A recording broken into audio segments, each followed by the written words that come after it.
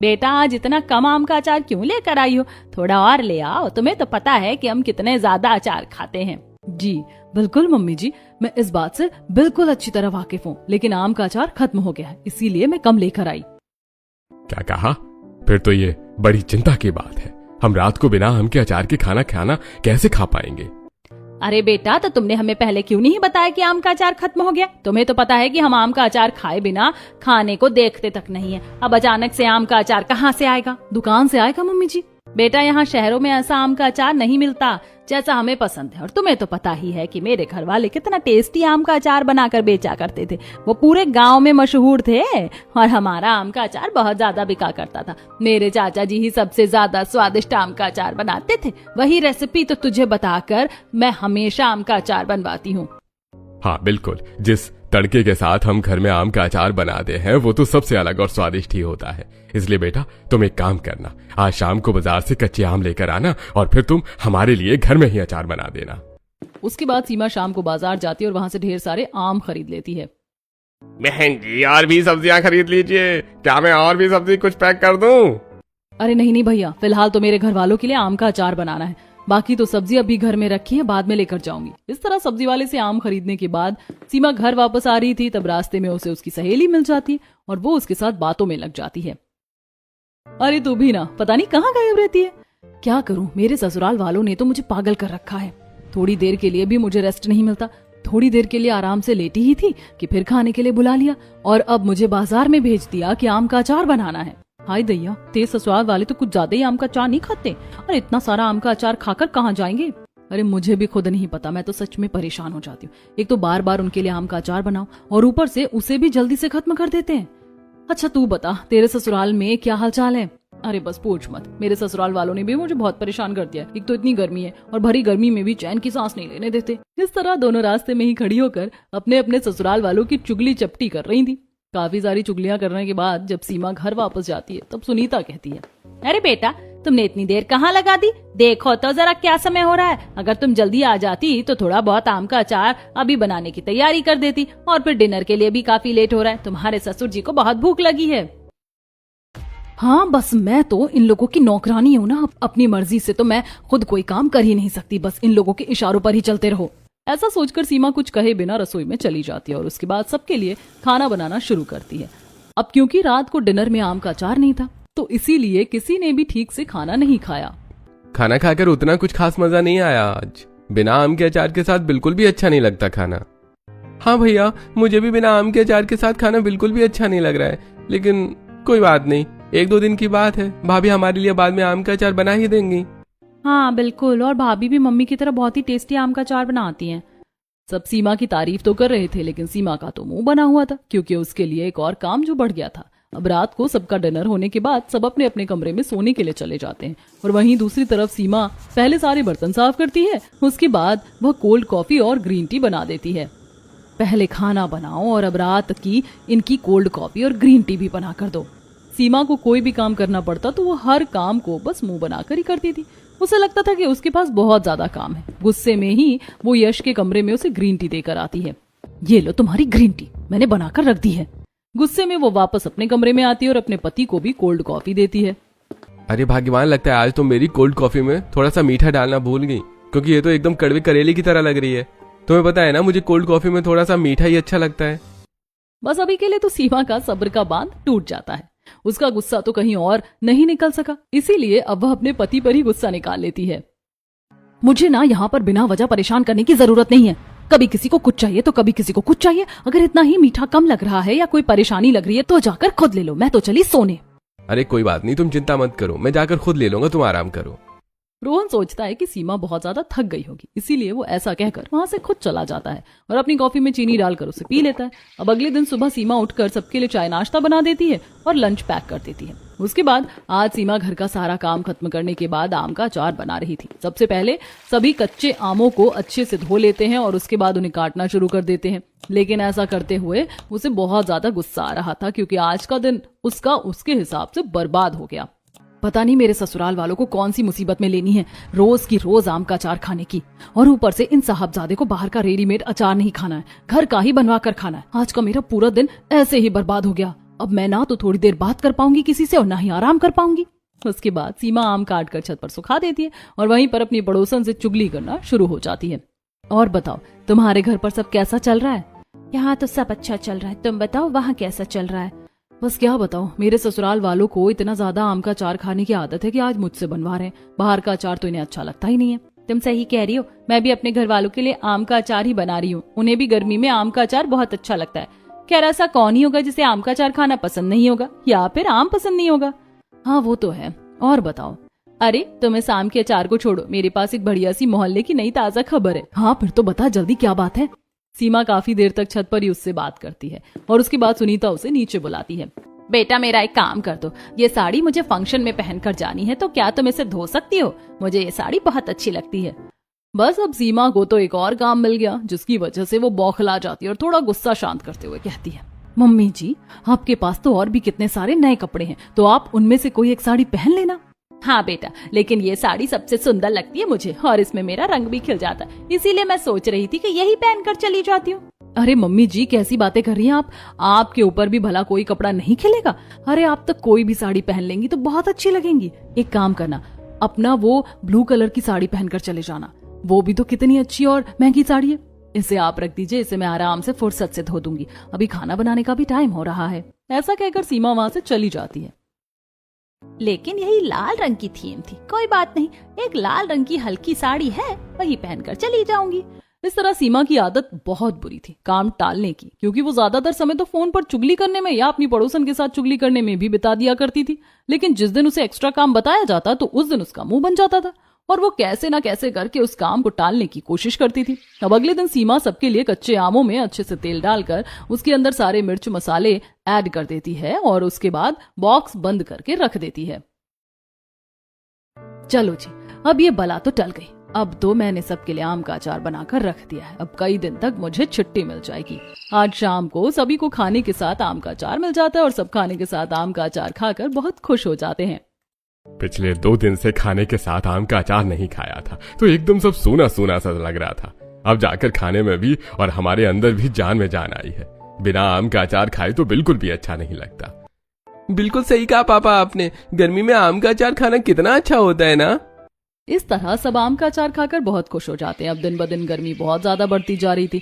अगले दिन सुबह भी सीमा सारा काम कर रही थी तो उसे बहुत गर्मी लग रही थी। तब वह साड़ी के पल्लू से अपना पसीना पोंछते हुए, बाप रे बहुत ज्यादा गर्मी है। इस तरह सीमा सारा काम खत्म कर लेती है और जब पायल बाहर से आती है तो उसकी भी हालत पसीने से काफी खराब हो गई थी। लेकिन वो सबसे पहले आते ही सीमा को कहती है, भाभी देखो आज मैं शॉपिंग करके आई हूँ, देखो मैं आपके लिए भी कुछ लेकर आई हूँ, चलो हम साथ में बैठकर देखते हैं और उसके बाद आप बढ़िया सी हमारे लिए शिकंजी बना देना, फिर हम गर्मी में मस्त होकर पियेंगे। अब तो सीमा का गुस्सा, एक तो यहाँ पहले ही दिमाग में गर्मी चढ़ी हुई है और ऊपर से इसे अभी सारा सामान देखते हुए गप्पे लड़ाना है और इसके लिए अब मैं शिकंजी भी बना कर दूं। अरे इसे क्या अलग गर्मी लग रही है, मुझे भी गर्मी लग रही है। अभी इतना सारा काम करके हटी हूँ, मैं तो नहीं बना रही किसी के लिए शिकंजी। वहीं दूसरी तरफ पायल ने शॉपिंग बैग से सारे कपड़े निकाल कर रख लिए थे सीमा को दिखाने के लिए। तो देखो भाभी, आपको ये कैसा लग रहा है, कितना क्यूट है ना। देखो पायल, अभी मेरे पास बिल्कुल भी टाइम नहीं है और अगर तुम्हें शिकंजी पीनी है तो तुम खुद जाकर बना लेना। मैं अभी तुम्हारी शॉपिंग के कपड़े देखने के लिए फ्री नहीं हूँ, मुझे अभी बहुत से काम करने हैं। मुझे भी गर्मी लग रही है, मैं भी गर्मी से परेशान हो रही हूँ। हाँ भाभी सॉरी, कोई बात नहीं, मैं अभी आपके लिए और अपने लिए सबके लिए शिकंजी बना देती हूँ। मैं जरा बाहर से आई थी इसीलिए आपको कह दिया था। दरअसल इतनी गर्मी में तो कई बार पायल ही सबको शिकंजी या फिर शरबत बनाकर पिलाया करती थी। आज वो बाहर से आई थी और बहुत थक गई थी, इसीलिए उसने सीमा को कहा था। लेकिन सीमा का ऐसा जवाब सुनने के बाद पायल खुद जाती है और सबके लिए ठंडे पानी की शिकंजी बना देती है। भाभी ने बताया नहीं मुझे, गोंद कतीरा नहीं है। कोई बात नहीं, भाभी के पास बहुत ज्यादा काम है, अभी मैं बिना गोंद कतीरे की ही शिकंजी बना देती हूँ। अब पायल सबके लिए शिकंजी बनाती है और सबको कमरे में देकर आती है। अरे बेटा शुक्रिया, तूने हमारे लिए शिकंजी बना दी, मेरी तो गर्मी के मारे हालत बहुत ज्यादा खराब हो रही थी। सच में बेटा, इतनी गर्मी में शिकंजी पीकर तो मजा ही आ जाएगा। उसके बाद पायल शिकंजी लेकर सीमा के कमरे में जाती है जो फोन पर अपनी बहन से चुगली करने में लगी हुई थी। अरे हाँ दीदी बिल्कुल, आप मुझे फोटो भेज देना, मैं फोटो में देख लूंगी कि आपने क्या क्या खरीदा है। भाभी आपके लिए शिकंजी। सीमा ज्यादा ध्यान नहीं देती और चुपचाप शिकंजी लेकर पीने लगती। इस तरह सीमा अक्सर ऐसा ही करती थी, जिसकी वजह से पायल को आज बुरा लगता है। वो चुपचाप कमरे के बाहर आ जाती है। भाभी फोन पर भी तो उनकी बहन की शॉपिंग की हुई देख रही हैं, लेकिन जब मैंने कहा तो उनके पास टाइम नहीं था। बस इसी बात का पायल को बुरा लगा था। अब यूं ही दिन गुजर रहे थे। एक रात जब सब खाना खा रहे थे तब खाना खाने के साथ आम का अचार खत्म हो जाता है। भाभी आम का अचार खत्म हो गया है, आप मेरे लिए थोड़ा और लेकर आ जाइए। सीमा रसोई में गुस्से में जाती है। इनका तो पता ही नहीं खाने के साथ कितना आम का अचार खाते हैं। एक तो इतनी जल्दी आम का अचार खत्म हो जाता है, मुझे दोबारा बनाना पड़ेगा, और दूसरा इतने चक्कर कटवाते हैं। एक काम करती हूँ, पूरा डब्बा ही बाहर ले जाती हूँ। अब हम कामचोर सीमा से और उम्मीद भी क्या कर सकते हैं। वो पूरा डिब्बा लेकर बाहर आ जाती है और उसमें से आम का अचार देती है। अरे बेटा, तू तो पूरा डब्बा ही लेकर आ गई। लेकिन भाभी इसमें भी अचार खत्म होने वाला है, आप प्लीज पहले ही एडवांस में अचार डालकर रख दीजिए, वरना पिछली बार की तरह हमें 2 दिन तक बिना अचार के रहना पड़ेगा। हाँ, और बिना अचार के खाना खाने में बिल्कुल भी अच्छा नहीं लगता। तुम प्लीज इस बार एडवांस में अचार डाल देना। अब सीमा अपना माथा पीट लेती है। डिब्बा तो मैं इसलिए लेकर आई थी कि बार बार मुझे चक्कर ना काटने पड़े, लेकिन यहाँ तो उल्टा ही हो गया। इन्होंने तो मुझे अलग काम बता दिया। अब उसके अगले दिन फिर से सीमा नेहा के साथ बाजार जाती है और ढेर सारे कच्चे आम लेकर आती है। अरे यार, अभी पिछले हफ्ते तो तूने आम का अचार डाला था, अब फिर से तू आम का अचार डाल रही है। तू अपने ससुराल वालों को साफ साफ क्यों नहीं कह देती कि मैं आम का अचार नहीं डालूंगी? तो बिल्कुल सही कह रही है। उनको नहीं बल्कि मुझे ही सब कुछ कह देना चाहिए, लेकिन मैं ही पागल हूँ जो उन लोगों की बात मान रही हूँ। दोनों आपस में बात करते हुए जा रही थी, लेकिन तभी सीमा को एक आइडिया आता है और वो वहीं पास की एक अचार की दुकान के पास जाती है। अरे अब तू क्या करने की सोच रही है? अब तू देखती जा कि मैं क्या करूंगी। दुकान के अंदर जाकर सीमा 2 किलो आम का अचार खरीद लेती है और वहां से पैक करवाकर पैसे देने के बाद जब वो वापस घर आ रही थी, पता नहीं तू क्या करने के बारे में सोच रही है। क्या ऐसे तेरे ससुराल वालों को कुछ नहीं पता चलेगा? अरे कुछ नहीं पता चलेगा, क्या ही पता चलेगा उन लोगों को। मैं उनके सामने कच्चे आम लाकर दिखा दूंगी और उसके बाद उन्हें रेडीमेड अचार परोस दूंगी। अब सीमा ऐसा ही करती। सुनीता को ढेर सारे कच्चे आम दिखा देती है और उसके बाद उन्हें धोकर रख देती है। फिर रात को सब घर के आम के अचार के साथ खाना खा लेते हैं। तब बेटा, क्या तुमने आम को काट कर सुखा दिया था? जी मम्मी जी, मैंने तो दिन में ही सारा काम खत्म कर दिया था। लेकिन बेटा, आज तो मुझे छत पर आम सूखे हुए नजर ही नहीं आए। मम्मी जी, आज थोड़ा मौसम खराब हो रहा था तो धूप जाने के बाद मैंने उन्हें अपने कमरे में पंखे के नीचे सुखा दिया ताकि जल्दी से जल्दी सूख जाए और फिर मैं अचार डाल सकूं। ठीक है बेटा, ये तो तुमने अच्छा किया। इस तरह सीमा सबसे झूठ बोल देती है। अब यूं ही दिन गुजर रहे थे कि एक दिन, अरे भाभी, आपने मेरी ये शर्ट धोई नहीं, आपको पता था ना कि मुझे ये कल ऑफिस में पहनकर जानी है। अरे तो क्या हो गया, कोई और शर्ट पहनकर चले जाना, कोई बात नहीं। एक ही शर्ट को पहनना जरूरी थोड़ी है। हाँ भाभी, लेकिन देखो यश, अभी मैं बहुत थक गई हूँ तो अभी इस बात को करने का कोई फायदा नहीं है। वैसे भी अब कुछ नहीं हो सकता। इतना ही है तो तुम भी पहले ध्यान रखा करो। मैं तो जा रही हूँ सोने। इस तरह सीमा कामचोरी की वजह से इन सब चीजों को इग्नोर करती थी और बल्कि अपना समय दूसरों से बातें करने में ही गवा दिया करती थी।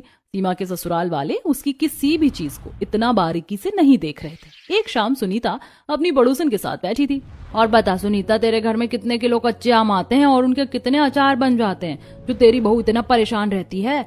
आखिर तुम इतना अचार खाते ही क्यों हो? माना कि गर्मी में खाने के साथ आम का अचार बहुत स्वादिष्ट लगता है, लेकिन तुम्हें भी थोड़ा ध्यान रखना चाहिए ना। तुमसे ये सब किसने कहा? अरे तेरी बहू हमारी बहू को सब बता रही थी, बाहर वालों से ये सब सुनने के बाद भी। हाँ, देख लो, हमारी इस आदत के बाद भी हमारी बहू कितनी अच्छी है जो हमारा इतना ध्यान रखती है और हमारे लिए हमेशा बढ़िया चटपटा आम का अचार बना देती है। एक दिन सीमा सुबह जब नाश्ता बना रही थी, सबको नाश्ता करवाने के बाद जब रोहन बैग लेकर ऑफिस की तरफ जाने लगता है तब उसे अचानक कुछ याद आता है और वो कहता है, अच्छा तुम मुझे मेरी घड़ी और रुमाल लाकर दे देना। इस बात पर भी सीमा भड़क जाती है। क्या आप कभी अपना काम खुद नहीं कर सकते? इतने छोटे छोटे कामों के लिए बुलाया जाता है किसी को? अरे तो मुझे रुमाल कहीं मिला नहीं था, और तुम जब कमरे में रुमाल लेने जाओगी तो मेरे लिए घड़ी भी ले आना। आपको पता है कि रुमाल अलमारी में ही रखे होते हैं और जब आप अपने कपड़े निकालते हैं तब भी तो आप इन सब चीजों को निकाल सकते हैं और अपना ध्यान रख सकते हैं ना। लेकिन नहीं, आपको तो बस मुझे ही बेवजह परेशान करना होता है। मुझे तो समझ नहीं आता, मैं जब भी तुम्हें कुछ भी काम बोलता हूँ तो तुम हमेशा इस तरह गुस्से में क्यों रहती हो? क्योंकि मैं आपकी तरह इतनी बेल्ली नहीं हूँ और मेरे पास काम करने के लिए और भी बहुत सारे काम हैं। इतना कहकर सीमा गुस्से में रुमाल और घड़ी लाकर रोहन को देती है और ये देखकर रोहन को बहुत बुरा लगता है और वो चुपचाप वहां से चला जाता है।